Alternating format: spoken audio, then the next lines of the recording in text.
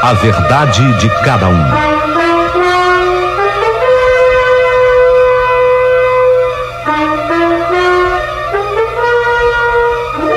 Olha, eu quase posso compreender os motivos que levaram meu pai a me abandonar na porta daquela casa. Ele amava demais a minha mãe. Eles estavam casados há pouquíssimo tempo. Tinha coisinha mais de 1 ano só quando eu nasci. E na hora do parto houve uma complicação e a minha mãe acabou não resistindo. Lamentavelmente, a minha mãe biológica veio a falecer. Quando os médicos comunicaram ao meu pai sobre a morte da minha mãe, dizem que ele ficou doido, ele ficou louco, completamente louco. Aí ele saiu correndo do hospital e ele continuou correndo pelas ruas. Havia uma expectativa que nem sequer ele voltasse para me buscar no hospital. E tanto é verdade que só 2 dias depois foi que ele voltou para me buscar. Mas ele nem chegou comigo até a casa que ele morava. Porque o meu pai sabia que a dona Aparecida, aquela senhora bondosa que morava a umas 5 quadras da sua casa e que foi a primeira a fazer amizade com a minha mãe quando eles se mudaram para ali. A minha mãe biológica, ela fazia crochê. Diz que era craque em fazer crochê como ninguém. Cada peça. Ela fazia coisas lindas de crochê. E ela havia feito... A dona Cida, quando viu aquelas peças que ela tinha feito para mim, para eu usar, a dona Cida ficou doida. Como ela tinha loucura para ter um bebê, e ela não conseguia engravidar. Mesmo assim, sem ter bebê, ela fez uma encomenda muito grande de crochê para minha mãe. Casaquinho, sapatinho, etc. E foi pela quantidade de coisas encomendadas pela dona Cida que chegou até o ouvido do meu pai aquela história que dona Cida era louca para ser mãe e não conseguia ter um bebê. Mas ela tinha tanta fé e tanta vontade de ter um nenê que fez aquele monte de encomenda para minha mãe das peças em crochê. Observem como essa história é importante para tudo que vai acontecer na minha história. Esse detalhe do crochê, como ele é fundamental para tudo que vai acontecer na minha história. Portanto, foi dessa forma que meu pai, que sabia que aquela senhora queria tanto ter um nenê e não podia, devido a problemas, ela não conseguia engravidar, ele voltava do hospital comigo e ele estava decidido, ele não queria o nenê. Meu pai não queria o nenê, não queria a mim, e pensou: é aqui que mora aquela mulher que é louca para ser mãe. Eu mesmo vim trazer para ela as encomendas de crochê feitas pela Fátima, minha mulher. Então, a decisão está tomada. Meu pai estaciona o carro a meia quadra da casa dela, apanhou a cestinha onde eu estava no banco traseiro do carro e me deixou dentro da varanda da casa da dona Cida. Em seguida, ele tocou a campainha e saiu correndo para o seu carro. Ele tinha certeza de que havia me deixado em excelentes mãos. Entrou apressado no carro, deu partida no carro e foi embora, disposto a nunca mais aparecer ali, a sumir, a desaparecer. Esse era um lado. Do outro lado, a dona Aparecida, quando me viu em sua varanda, ao invés de reagir com espanto, com susto, medo, a dona Cida simplesmente, quando viu aquele nenê na varanda dela, naquela cestinha, ela colocou-se de joelho no chão e ela agradeceu a Deus o grande presente que ela havia recebido dos céus. Obrigado, meu Deus, obrigado, Senhor, pelo presente enviado, obrigado, meu Deus. O seu Ney, o marido dela, quis até agir com mais razão. Ele queria chamar a polícia, ele queria uma pista sobre quem havia deixado o nenê ali, mas a dona Cida, a dona Aparecida, que já ela já me amou desde o primeiro momento. Olha que coisa interessante. No primeiro momento que ela me viu na cestinha, ela já me amou. Então a dona Cida, que já me amava e mal tinha me visto, implorou ao marido Ney que não avisasse a polícia ainda, que ela queria primeiro ter a honra de cuidar daquele nenê. E ela correu para me dar um banho. Segundo ela, eu estava sujinha, e ela correu para me dar um banho. E ela pediu que o seu Ney fosse correndo comprar chuquinha, mamadeira, fralda, taco, loção, e fez a recomendação: Ney, pelo amor de Deus, homem, compre tudo isso para mim aqui, ó. Escrevi tudo aqui no papel, mas não comente nada com ninguém. Você tá escutando, Ney? Pelo amor de Deus, Ney, você não comente nada com ninguém. Seu Ney, sabendo que o assunto era sério, tratou de fato de fazer silêncio. Depois, enquanto ela ainda cuidava de mim, ela continuou as suas recomendações na volta do seu Ney: que ele não falasse nada para vizinho, não comentasse nada com o vizinho. E se alguém perguntasse alguma coisa, não sei, não vi. Porque ela dizia o seguinte: a dona Cida, a dona Aparecida, a pessoa que deixou essa criança na minha porta, ela tinha certeza do quanto eu a queria, do quanto eu a desejava, do quanto eu a esperava. E se agiu assim, é porque a pessoa quer que eu cuide dessa menina, que eu crie essa menina, que eu ame como minha filha. E eu prometo que vai ser sempre assim.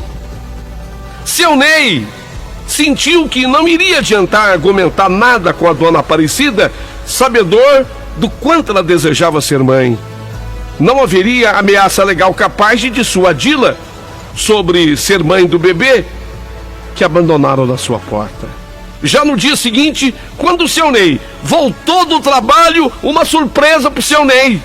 Ele encontrou a sua mudança já toda encaixotada em grandes caixas de papelão e um caminhão de mudança, tipo baú, estacionado na frente da casa.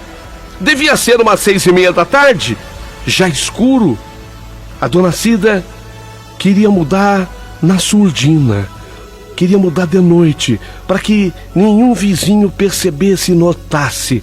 Mas nem o seu Ney sabia o que estava acontecendo. E a dona Cida então comunicou. Ela já tinha alugado uma casa em Goiânia e o fez pelo telefone. Com as economias que tinha, ela tinha depositado já 6 meses adiantado do aluguel. Seu Ney quis retrucar, aquilo era uma loucura, ir para um lugar que eles nem conheciam. Mas a dona Cida tinha o argumento: a vizinhança não pode ver o bebê, Ney. A vizinhança não pode saber do nenê. Todo mundo vai querer saber a origem do nenê. Como você vê, eu já amo esse nenê. Escuta, Ney, se você me ama, faça isso por mim, homem. Eu tô lhe implorando, eu tô lhe pedindo. Se você me ama, faz isso por mim. Faz. Vambora. E seu Ney deu mais uma prova do seu imenso amor por aquela mulher e também pelo bebê. Se mudaram aquela noite.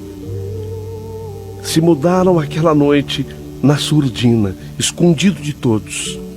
Seu Ney nem voltou depois sozinho à cidade para acertos do trabalho. Ele até resolveu tudo pelo telefone.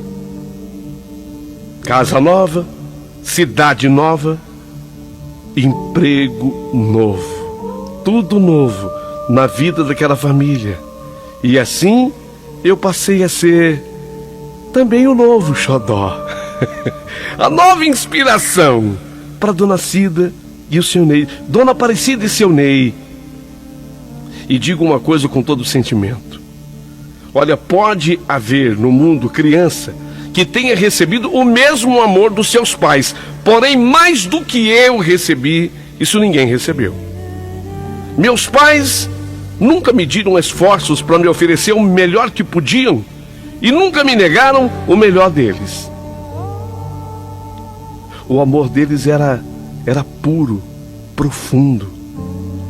A minha mãe, ela tinha muito medo que eu ficasse sabendo da adoção, sei lá, de uma outra forma, de um outro jeito, até porque havia diferenças físicas entre nós. E assim, ela sempre teve a preocupação de me falar. Desde que eu me entendia por gente, ela dizia que eu era a filha enviada de Deus, a filha presente de Deus. Mas ela não havia me concebido como as outras mulheres. Eu não havia nascido da sua barriga, mas que sim, eu havia nascido do seu coração. E ela me dizia isso com tanta doçura, ternura, com tanto amor, que eu gostava dessa diferença. É, mãe? Então eu nasci de dentro do seu coração? Não foi da sua barriga? Sim, filha. Você nasceu de dentro do coração da mãe. E eu me sentia ainda mais especial. Mais especial eu me sentia. Quando eu comecei a entender melhor as coisas, eu a questionei sobre isso. E ela então me falou que eu tinha sido adotada. Mas ela falou com tanta naturalidade, com tanta bondade, que eu não me revoltei. Apenas faltou a ela coragem para dizer que eu tinha sido abandonada na sua porta. Ela achava que era um detalhe muito duro da minha história. Sei lá, que isso poderia me fazer mal. E faria de fato, né? Você saber-se abandonada, né? Não é legal. Então esse detalhe ela ocultou. Ela dizia assim: ó, filha, uma senhora teve um bebê, né? E ela amava o nenezinho dela, que era você. Só que ela não tinha a menor condição de criar você. E ela foi bater na porta da mãe para saber se eu queria ficar com você, meu amor. E quando eu te vi, quando eu te olhei pela primeira vez, eu te amei. Assim, mãe, de cara. Eu olhei você e te amei. Ao que ela, sem titubear, respondeu que amava desde o primeiro momento. A senhora, que era a minha mãe biológica, ficou feliz em saber que deixava a filha nas mãos de uma pessoa tão responsável quanto ela.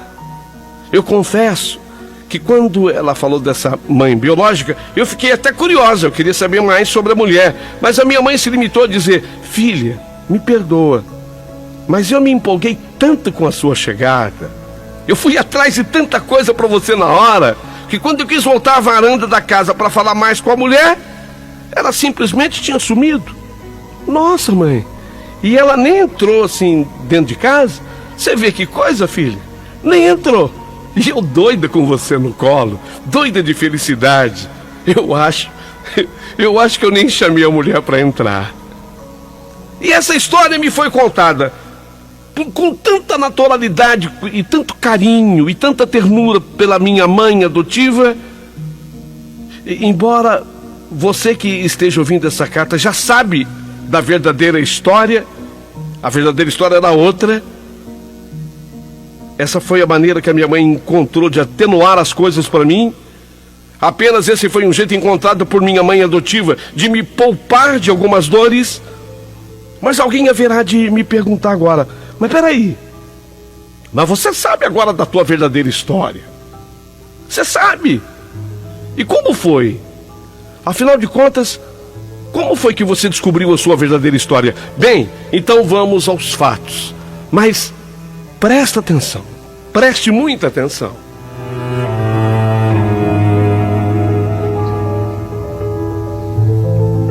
Como dissera, meus pais adotivos não me deixaram faltar nada. Quando eu digo nada, é nada mesmo. Eu estudei em ótimas escolas. Eu tinha um grande sonho de trabalhar na área da saúde. E eu consegui aprovação num vestibular para um curso de enfermagem numa faculdade pública. Mas havia um problema. Esse curso, ele seria em período integral, das 8 da manhã às 17, quer dizer, das 8 às 5 da tarde. Até nisso, meus pais adotivos foram campeões, eles me bancaram. Eles me bancaram na realização. Não que eles fossem ricos, mas eles me bancaram na realização desse sonho. Esse sonho que era tudo para mim. E ainda me presentearam com um carro, que caprichosamente eles vinham pagando um consórcio havia 4 anos. Me deram de presente o carro assim que eu entrei na faculdade. Então, diante disso tudo, eu enfiei na cabeça que eu me dedicaria ao máximo aos estudos na faculdade de enfermagem, porque eu queria apenas ser motivo de felicidade para os meus pais. 5 anos depois, eu estava formada. E nesse dia, eu constatei que eles eram os pais mais felizes do mundo. Já tinha feito o meu período de estágio, já tinha estagiado e logo comecei a trabalhar em um hospital. Eu ia bem profissionalmente, mas diante de tudo o que havia acontecido em minha vida, eu sentia que eu queria retribuir de alguma forma. Eu queria retribuir de alguma maneira. Eu deveria sim trabalhar para o meu progresso, mas eu sentia que deveria fazer alguma coisa como voluntária. Afinal, não é todo mundo que recebe as bênçãos que eu tinha recebido. Sendo uma filha adotiva, eu havia tido os melhores pais do mundo e havia feito uma excelente faculdade pública. Então eu precisava retribuir isso tudo ao mundo, à humanidade. Era assim que eu pensava. Um dia, voltando do hospital onde eu trabalhava, eu encontrei a minha mãe Cida ao telefone, combinando uma visita que ela faria a um asilo. Escutei a minha mãe conversando, combinando com uma pessoa que ela ia visitar um asilo, ela ia num asilo. Quando ela desligou o telefone, eu falei: mãe, o que a senhora estava conversando com essa pessoa? E ela me falou: uma visita ao asilo, filha. Mãe, pelo amor de Deus, nem pense nisso. Nunca na minha vida, nunca, eu deixaria a senhora morar num asilo, nem que ele fosse o melhor lugar do mundo. Nem a senhora e nem o papai. Nem que seja o melhor asilo do mundo. Isso nunca, mãe. Ela começou a rir. Não, filho. Não, eu não vou visitar o asilo para ver se ele é bom para mim ou para o seu pai. Eu vou visitar o asilo porque nele há muitos velhinhos. E esses velhinhos estão há anos, às vezes, sem receber sequer uma visita. E como agora eu estou assim com a vida mais tranquila, mais sossegada, eu vou visitar essa gente. Fiquei envergonhada por ainda não ter compreendido o tamanho da alma da minha mãe. Eu pensando em ser voluntária e ela simplesmente sendo. Sem enrolar, sem demora, sem deixar para depois. Diante disso, me deu na cabeça: ô mãe, então marca para sábado que eu vou com a senhora. Marca para sábado agora que eu vou com a senhora. Era exatamente para sábado que ela havia marcado. E assim fomos juntas ao asilo pela primeira vez. Ao me deparar com a história daquela gente, eu vi que mamãe estava coberta de razão. Ali no asilo eram senhoras, senhores, necessitados de muita coisa, mas principalmente de amor, de carinho, de calor humano. Ficamos 6 horas, pra você ter uma ideia, no primeiro dia que nós fomos no asilo, eu e mamãe ficamos 6 horas dentro do asilo e nem vimos o tempo passar. Foi quando constatei a falta de uma enfermeira padrão, como de fato eu era formada, uma enfermeira padrão. Uma enfermeira fazia muita falta num lugar como aquele. Então eu procurei a direção do lugar, me apresentei e disse que eu estava disposta, pelo menos uma vez na semana, e eu ia tentar mais vezes na semana, servir aqueles senhores no ambulatório do asilo, e sem cobrar absolutamente nada, era um trabalho voluntário.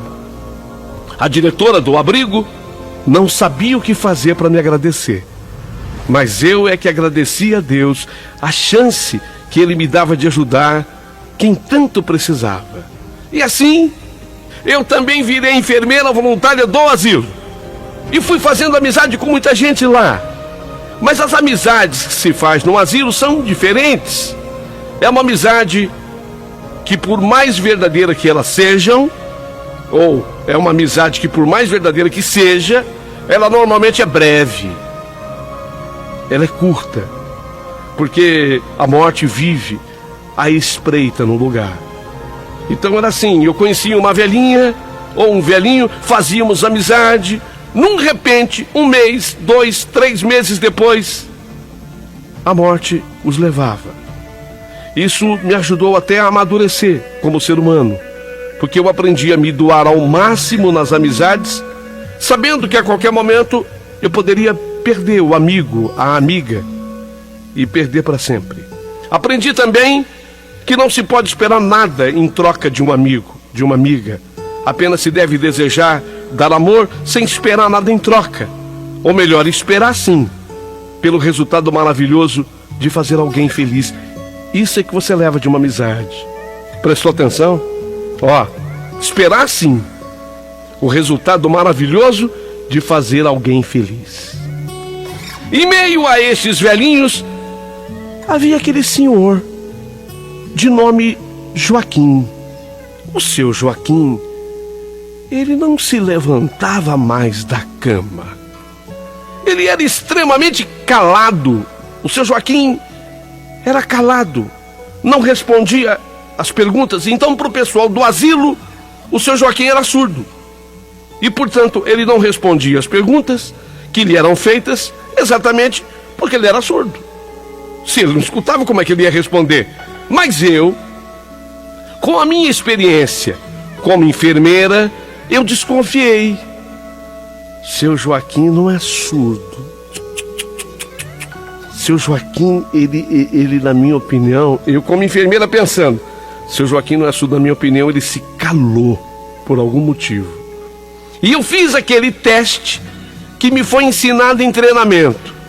Eu peguei canecas de alumínio do próprio asilo e da porta, eu fiquei escondido assim, da porta, eu peguei as canecas de alumínio e eu jogava as canecas no chão, sem que o seu Joaquim me visse. E eu notei que eu joguei a primeira caneca, a segunda, na terceira, seu Joaquim se incomodou, sabe? Se incomodou, eu peguei e joguei a quarta canequinha. Quando a canequinha bateu no chão, já a quarta canequinha, ele levantou a cabeça e olhou na direção das canecas. Pronto. Sabia que ele não era surdo. Aquilo, a tese estava confirmada. Ele apenas havia se fechado calado. Se negava a falar. Se negava a interagir com as pessoas. Mas não era surdo. O surdo não iria se incomodar nunca com as canecas caindo no chão. Fazê-lo falar virou para mim um desafio dentro do asilo. Então eu ia para o seu quarto e, como enfermeira, eu o examinava, fazia um monte de perguntas, mesmo sabendo que eu não ia ter resposta nenhuma. Mas pacientemente eu não deixava de perguntar. Eu sabia que hora menos hora ele iria responder. Alguma coisa ele iria responder, uma vez que eu tinha certeza que surdo ele não era. Um belo dia, depois de constatar que a pressão dele estava alta, eu comuniquei ao seu Joaquim. Mas eu falei assim com ele: seu Joaquim, presta atenção, ó. Eu sei que o senhor está me ouvindo, tá? Presta atenção. Seu Joaquim, sua pressão está alta. E isso não é bom. A pressão alta é perigoso. A pressão alta pode causar uma série de problemas graves, sérios. E sabe o que é que faz a pressão subir, seu Joaquim? É ficar calado, como o senhor tem ficado. Se remoendo por dentro, se remoendo em mágoa, em tristeza. Tudo isso, seu Joaquim, faz muito mal para a saúde. E faz a pressão da gente ir para as alturas. Seu Joaquim, eu quero dar um conselho. Eu quero dar um conselho para o senhor, mas ó, aqui não é a enfermeira falando. Eu vou falar com o senhor, seu Joaquim, como se eu fosse sua filha. Eu vou falar com o senhor como se eu fosse sua filha. Seu Joaquim, se abra mais. Fale sobre o que o senhor pensa. Fale sobre o que o senhor sente. Quando eu falei para ele que eu falava como se fosse sua filha, eu senti que ele olhou bem dentro dos meus olhos. Eu senti que ele olhou bem dentro dos meus olhos. Talvez fosse a senha. Eu talvez tivesse descoberto a senha. Seu Joaquim olhou e falou pela primeira vez, fazendo confirmar o que eu já sabia, que ele não era surdo. Seu Joaquim falou assim: ah, meu Deus, quem dera se você fosse a minha filha. Quem dera. Viva! Ufa! Foi uma vitória! Foi uma vitória! Ah, meu Deus, quem dera se você fosse a minha filha. Quem dera. Ufa! Foi uma vitória! Uma outra certeza bateu em mim. A razão de todo aquele sofrimento, de toda aquela quietude do seu Joaquim, era uma filha. Só podia ser.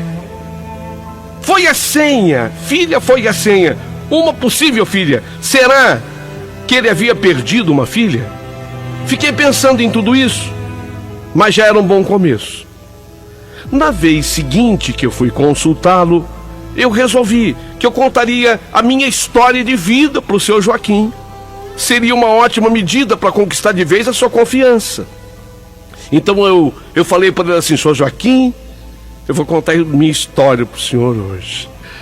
A história da minha vida. Sr. Joaquim, o senhor sabia que eu sou filha adotiva? Sou filha adotiva. Mas nem por isso, seu Joaquim, eu sou menos feliz do que qualquer outro filho do mundo. Pra o senhor ter uma ideia, eu amo os meus pais adotivos. Assim como eu amo também, sabe, os pais que me geraram. Eu nem cheguei a conhecê-los, mas eu também amo. Quando eu disse isso, eu senti os olhinhos do seu Joaquim brilharem mais do que o normal. E em seguida, aqueles olhinhos se inundaram de lágrimas. E ele falou: não me diga que você é adotiva? Sim, seu Joaquim. Eu sou sim adotiva, mas sou muito feliz, o senhor pode crer. Foi quando eu senti que ele queria me contar uma história. Eu pedi para que a pessoa que estava comigo no atendimento, eu estava atendendo o seu Joaquim, e tinha mais uma pessoa comigo ali. Então eu pedi à pessoa, uma assistente, que ela me deixasse a sós com ele. E quando a Graça saiu do quarto, o seu Joaquim desabafou. Sabe, moça, que bom o seu Joaquim vai falar, né? Só aí. O senhor vai ver como é que a pressão do senhor vai melhorar. Vou falar com você. Eu gosto de você. Pode falar, seu Joaquim. Só estamos nós dois. Pode falar. Eu amava minha mulher, sabe? E eu enfrentei a minha família para me casar com ela. É que eu era de família rica. E a Fátima, minha mulher, era muito pobre. E a minha família não queria de jeito nenhum que eu me casasse com a Fátima. Ameaçaram até me deserdar. Mas o amor que eu sentia pela Fátima era maior do que tudo isso. E eu me casei com ela. Eu me casei com ela mesmo assim. No dia do nosso casamento, não foi ninguém, não foi nenhum parente meu, mas eu estava feliz apesar de tudo. Foi quando nós fomos morar numa casinha que eu aluguei. E para aumentar a nossa felicidade, a Fátima já ficou grávida de cara. Foi com muita felicidade que naquele dia eu coloquei a Fátima no meu carrinho e levei a Fátima para o hospital onde ela daria luz. Mas você acredita que houve uma complicação na hora do parto? A complicação grave, e não puderam salvar a vida da minha Fátima. Ela não sobreviveu. Ela faleceu na hora do parto. Nossa, seu Joaquim, que triste. E o nenê? Não, ela morreu na hora do parto. Mas a nenê era uma filha, uma menina. A nenê não. A nenê não morreu. Só morreu a Fátima. Eu fiquei tão doido com a notícia. Eu fiquei tão doido com a notícia que eu saí correndo pelas ruas da cidade até que eu caí na grama de um jardim onde eu chorei. E eu chorei, mas eu chorei uma noite inteirinha. Você acredita que eu passei a noite inteirinha no jardim? Passei a noite inteirinha no jardim, na grama do jardim. Chorei a noite inteira. No outro dia, eu sepultei a minha mulher, sepultei a Fátima. Nossa, seu Joaquim. E aí? Aí que eu não queria mais ir buscar o nenê. Mas eu não queria mesmo ir buscar aquele nenê, mas tinha meu registro no hospital. E vieram atrás de mim. E só 2 dias depois foi que eu voltei para buscar a minha filha, uma menina. Mas eu não tinha nenhuma condição de ficar com aquela menina. Eu olhava para o nenê e culpava o nenê pelo fim trágico da minha Fátima. Eu transferia para a nenê toda a culpa. Era como se a culpada pela morte da minha Fátima fosse a criança, a nenê. Mas ao mesmo tempo, eu não queria o mal do nenê. Eu não queria o nenê pra mim, você tá entendendo? Tô, seu Joaquim. Mas eu não queria o mal do nenê. Tinha uma senhora que morava perto de mim, que eu sabia que ela era louca pra ser mãe, essa senhora. Mas ela não podia engravidar. E eu soube disso porque ela encomendou um monte de roupinha de nenê para minha Fátima. Minha Fátima trabalhava com crochê, trabalhava muito bem. E eu tinha ido na casa dessa mulher levar, uma porção de vezes eu fui lá levar, fazer as entregas das roupinhas de crochê. Eu até achava engraçado. Nossa, como essa mulher quer roupinha de nenê se nem nenê ela tem. Mas que coisa, só agora eu entendia por que ela tinha encomendado tanta roupinha para Fátima. O marido dessa mulher tinha boa situação. Eu achei que ela cuidaria do nenê melhor do que ninguém. Então eu peguei o nenê, que estava numa cestinha no banco de trás do meu carro. Apanhei a minha filha e eu coloquei na varanda da casa dessa senhora para chamar a atenção dela. Tinha uma campainha daquelas antigas. Eu toquei a campainha. Quando eu vi movimento na casa, eu corri pro carro e fui embora. Fui embora. E nesse dia eu não soube mais o que aconteceu com a minha filha. Não soube mais. Bateu o arrependimento. Bateu, seu Joaquim? Bateu o arrependimento, mas quando eu voltei, 1 mês depois, a casa vazia. Perguntei na vizinhança, ninguém sabia.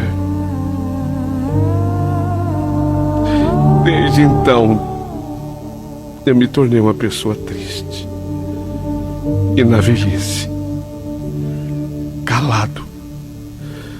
Eu fiz juramento de não falar. Eu não sei como você conseguiu arrancar de mim essas palavras. Ô, seu Joaquim, posso te dar um abraço? Pode sim, moça. Você é muito boa, Ju. Você é muito boa.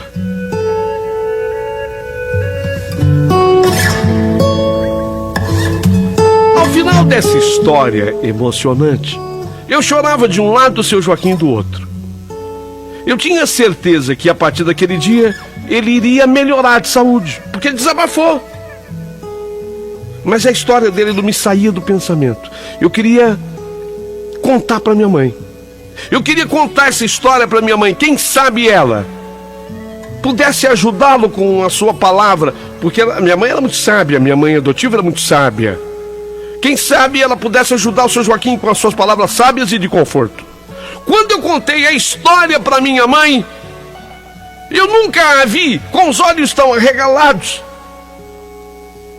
Ela chamou o meu pai e me fez repetir a história, e os dois ficaram com os olhos arregalados. Na visita seguinte que fiz ao asilo, ela fez questão de me acompanhar e fez questão de que meu pai fosse junto com ela. Quando eu fui examinar o seu Joaquim, eu fazia aquele exame com todos os velhinhos. Quando eu fui examinar o seu Joaquim, ela entrou junto comigo. E depois de um tempo falou: seu Joaquim, a minha filha me contou sobre a sua história. E eu posso fazer algumas perguntas para o senhor? Eu sabia que seu Joaquim não iria responder, porque ele não respondia ainda, era só comigo que ele falava. Eu sabia que ele não ia responder. Aí eu pisquei para minha mãe, falando assim: vai, faz logo a pergunta, né? Eu pisquei para ela, tipo: mãe, vai, faz logo a pergunta, fala. E ela entendeu. Seu Joaquim, o senhor contou para minha filha que o senhor deixou o seu nenê, quer dizer, sua menina, né, sua filha, na casa de uma senhora que comprava roupinhas de crochê feitas pela sua esposa. E eu achei essa história muito interessante, porque eu também conheci uma mulher que amava roupinha de nenê, mesmo sem ter nenê nenhum. Nessa hora o seu Joaquim se voltou inteiro para minha mãe. Se voltou inteiro. Mas olhou tão espantado que eu senti que aí sim ele falaria. Aí sim ele falaria. Foi quando a minha mãe perguntou: seu Joaquim, por acaso, o senhor lembra o nome da mulher onde o senhor deixou a sua filha?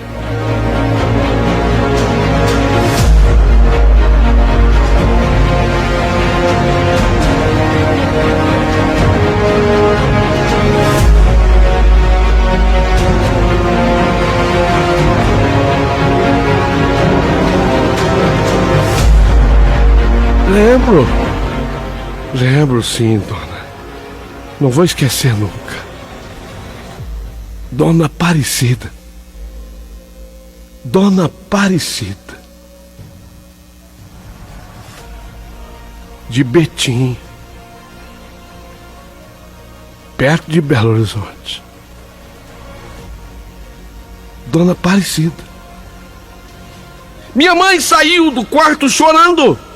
E a ficha não havia caído para mim ainda. Quando ele falou isso, a minha mãe saiu do quarto chorando, mas a ficha não tinha caído para mim, porque a história da minha mãe era outra. Para mim era outra. Então eu saí preocupada com a minha mãe, saí atrás da minha mãe. E quando eu a encontrei na sala, abraçada já com meu pai, ela estava chorando, abraçada com meu pai. O que foi, mãe? O que houve, mãe? Ela olhou incrédula para mim, como a perguntasse: meu Deus, mas será que ela não entendeu ainda? Quer dizer, eu não tinha entendido, mas como eu entender? Meu Deus, será que ela não entendeu ainda? Era como se ela perguntasse. Observando que de fato eu não havia ainda entendido, ela então foi clara: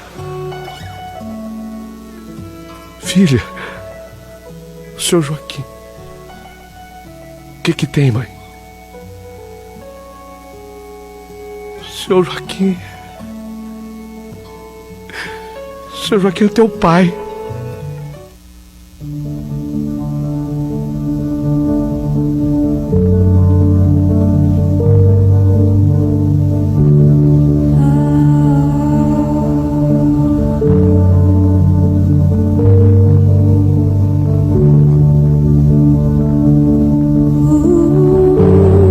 As reações foram tantas que, sinceramente, eu nunca conseguiria reproduzir o que eu sentia naquela hora. De ter finalmente compreendido que Deus havia encaminhado tudo até ali. Houve abraços, carinhos do seu Joaquim, o que, aliás, eu já fazia. Nós nos reencontramos. Meus pais adotivos eram pessoas tão especiais que no mesmo dia nós tiramos o seu Joaquim do asilo e levamos para casa. Ele ainda... O seu Joaquim estava para morrer. Eu falei aqui já na carta que ele não saía da cama. Ele era acamado. Ele era acamado em virtude de um derrame que já havia sofrido no passado. O seu Joaquim renasceu. Ele ficou com um problema do lado esquerdo. Ele não tinha um bom movimento das pernas e nem dos braços. Era uma sequela. Mas ele renasceu. Eu tive a honra e o prazer de conviver com ele ainda 4 anos. 4 anos. Quando todo mundo tem um fim, né? Detalhe é que o seu Joaquim, ele quando casou-se com a minha mãe biológica, ele já era bem mais velho que ela, que a minha mãe. Ele era bem mais velho. Era uma diferença de 10 anos de um para o outro.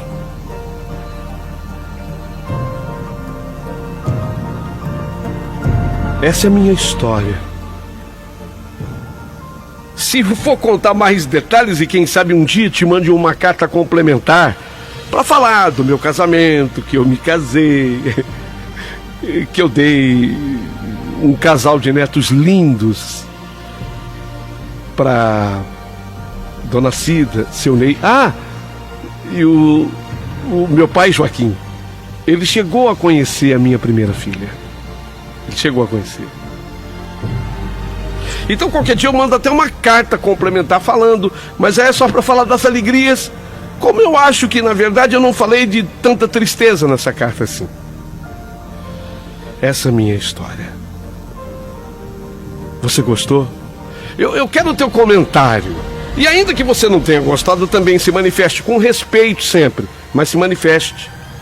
Mas por favor, deixa eu pedir uma coisa assim do fundo do coração. Entrando no canal no YouTube para escutar a história, se inscreva no canal. Você não sabe a importância de se inscrever. Isso faz o canal ficar mais forte. Aí eu recebo mais histórias, entende? Aí eu vou contar mais histórias para vocês. Entra no canal, se inscreva. Você entra e acione o sininho. E se puder, espalha para mais gente, para entrar no canal e se inscrever e acionar o sininho. YouTube/Paulinho Boa Pessoa. YouTube/Paulinho Boa Pessoa, mas se inscreva. A partir de agora, eu quero todos os comentários dessa história.